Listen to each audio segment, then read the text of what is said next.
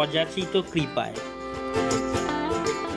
তখন গোপালের অবস্থা বিশেষ ভালো ছিল না, আর তখনও তার খুব নামডাকও হয়নি। গোপাল সবেমাত্র রাজবাড়িতে যাতায়াত শুরু করেছে। সংসারে নিত্যই অভাব অনটন লেগেছিল।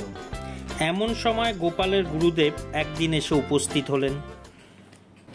গুরুদেবকে দেখে গোপাল ভক্তিভরে প্রণাম করে উঠে দাঁড়াতেই গুরুদেব আশীর্বাদ করে গোপালের হাতে একটি টাকার থলে দিয়ে বললেন, বাবা, আমার এই টাকার থলেটি তোমার কাছে রেখে দাও। এতে 1000 টাকা আছে। এখন আমি তীর্থে যাব, পথে চোর ডাকাতের ভয়, তাই তোমার কাছে গচ্ছিত রেখে গেলাম। ফেরার পথে নিয়ে যাব। গোপাল যথা আজ্ঞা বলে আগ্রহ সহকারে থলেটি নিল। এরপর গুরুদেব গোপালের বাড়িতে 10 দিন থেকে গেলেন।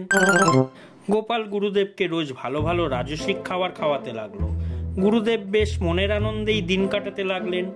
একদিন গোপালকে ডেকে গুরুদেব বললেন, তোমার সেবায় আমি খুব সন্তুষ্ট হয়েছি।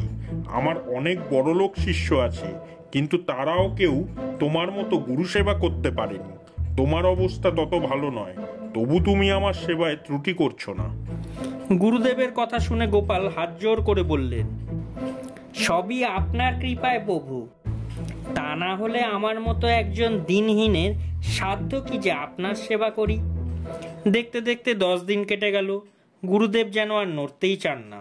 অবশেষে একদিন গুরুদেব গোপালকে ডেকে বললেন, গোপাল, আমার টাকার থলেটা দাও। তীর্থে আর আমি যাব না, এবার বাড়ি যাব।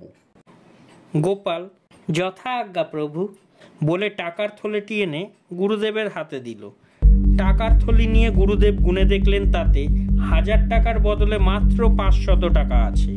গুরুদেব তখন রেগে গিয়ে বললেন, একই গোপাল, মাত্র 10-12 দিন আগে তোমাকে 1000 টাকা রাখতে দিলাম, এখন দেখছি মাত্র 500 টাকা রয়েছে। আর 500 টাকা কোথায়?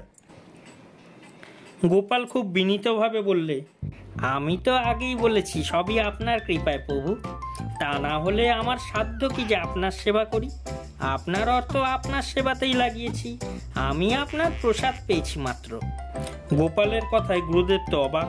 তিনি কিছু না বলে শেষে অবশিষ্ট 500 টাকা নিয়েই বিদায় হলেন।